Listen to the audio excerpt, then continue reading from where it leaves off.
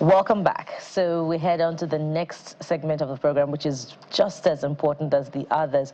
I heard someone say yesterday that adversity is a very big part of human experience. And until we become proactive rather than reactive to situations, then we may continue to be under rather than above. So somebody who has heads above water this morning, despite a very profound experience, is our guest to inspire you. Perhaps you are at that particular stage of your life. So welcome Emonena Akwara, a stroke survivor and founder, My Ability in Disability Foundation. She's right here in our Lagos studio. Hi, good morning. Good morning, Emonena. Did I get your name correctly? Yes, but you can call me Enna. Enna. Yes. Beautiful. What does it mean, by the way? It means that, okay, so these are the children, yes. These are the children? Yes. Oh, beautiful. Yes. Okay, so let's talk about your experience. You were diagnosed at 23? Yes. That was 9 years ago. Yeah. And here you are today. Yeah.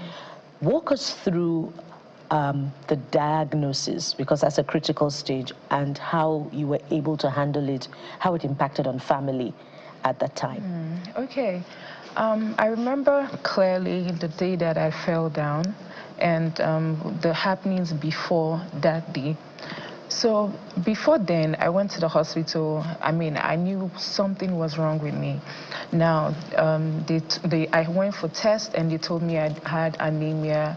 I had an infection that was killing my red blood cells by my white blood cells. Right? Then I had DVT, deep vein thrombosis. Right, it was so painful. My legs were swollen. I mean, I couldn't sleep at night. I was always crying. Right. Then the day that I had a stroke, I went to the hospital again. They gave me a particular drug, warfarin, and the first day I took that drug, that was the day that I had the stroke. Now, I had an infection in my heart, but they didn't see it because they didn't check, right? It's called endocardiasis. I wasn't thinking about anything. You know how people say, well, somebody has a stroke and they say, what were you thinking about? No, I was the healthiest version of myself, right? And I fell down on that particular day and it was a stroke. Now, my family took me back to the hospital and they didn't know what was wrong with me, you know.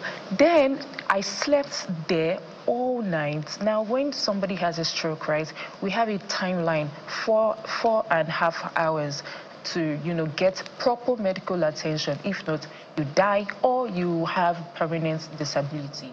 Now, the next day, my cousins came to take me from that hospital. They took me to 2 other hospitals that rejected me because they didn't want an addition to their death rates. Right? They took me to another hospital that said, okay, they didn't have a bed, but they did a diagnosis. Like they told me, my family, that I had a stroke, and they referred my family to another hospital where I took my treatment.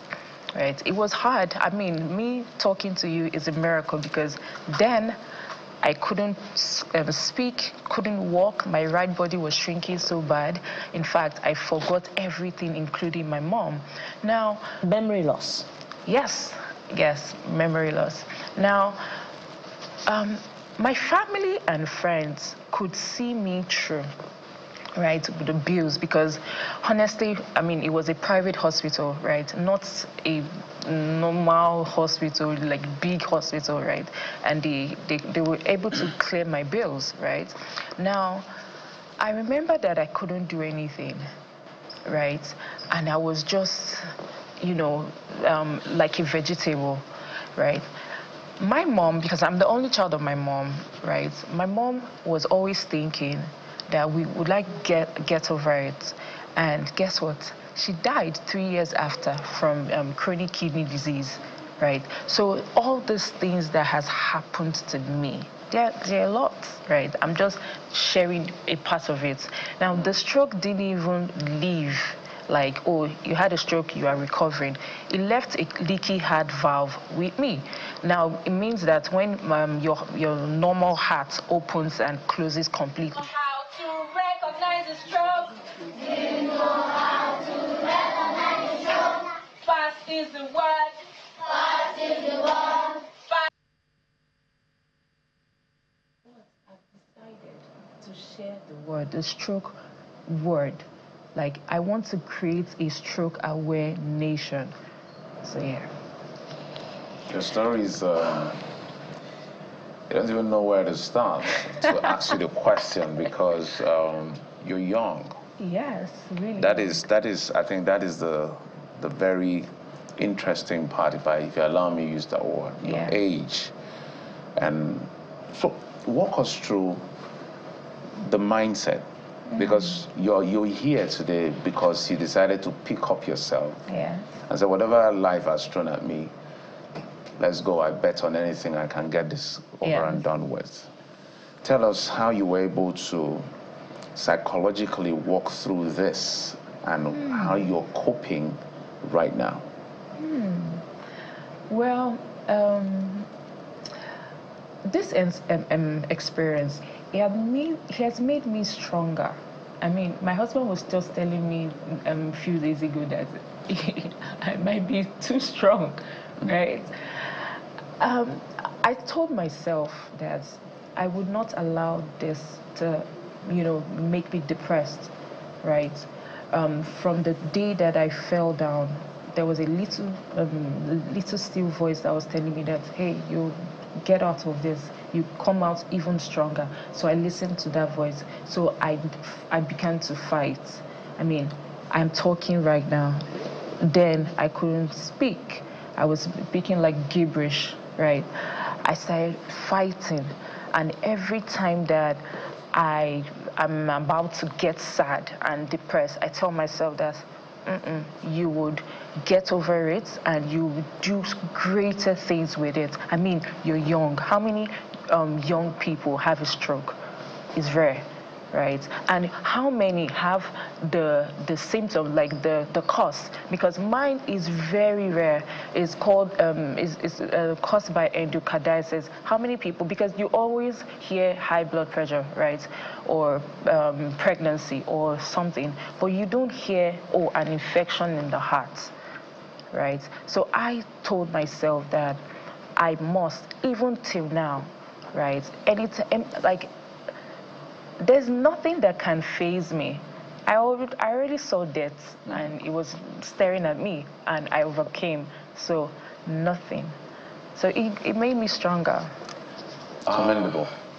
Absolutely. And I try to think I'm a strong person, right?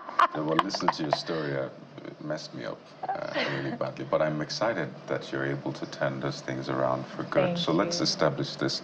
You had a stroke at 23. 23. Yeah. The stroke left the right part of your body. Yeah. Sort of immobile. Yes. If I'm correct. And till today, you still have some sort of that, and you're still thriving with that. Again, I don't know how you were able to surmount all of that, but I want you to now speak to the good side of it. Yeah. Right, because I feel terrible. I need something to spark that joy. And the fact that you're smiling and you look so beautiful and radiant, I'm trying to merge it. So what are you doing now with all of that negative story? Again, it was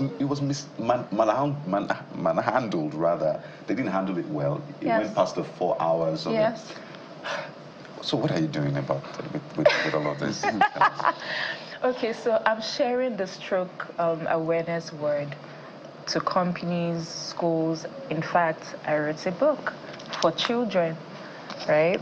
It's called Hey, I Spotted a Stroke, right? It has 3 stories, and chapter 4 is like activities, right? Can you see it? Yeah, I can see it. Yeah. I'm sure the camera will pick. Give me a copy. Okay. Give me a copy from here. Okay, so this book is so I can teach children about stroke, because most of the time they are the first people to see a stroke happen, either their mom or dad, right? They maybe at the best they cry and everything, but now they know what to do, I want this, this book, right? Because this is my second book. The first book is about my story and 12 other stories. It's called I Almost Died, right? So this book, the intention is get it to underserved communities, right? Because for me, I had a family, I had friends that could contribute and take me out, right? Pay for my physiotherapy. But when a poor man has a stroke, and it's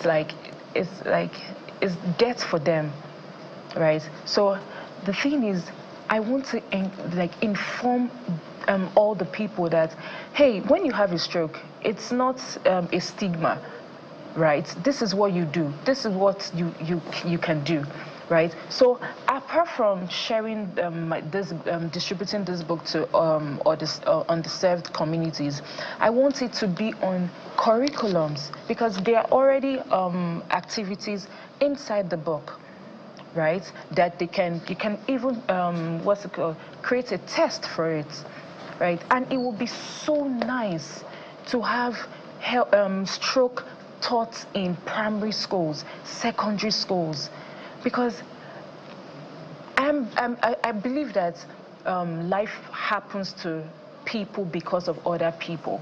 Life has already happened to me, right? And I want this thing not to happen to you or you or you, right? Because I know how it is. Losing my mom was, in fact, I can't even tell you about it, right? So if this thing goes into curriculum, the north, the south, the west, the east, I mean, my work is done in life, right? So yeah,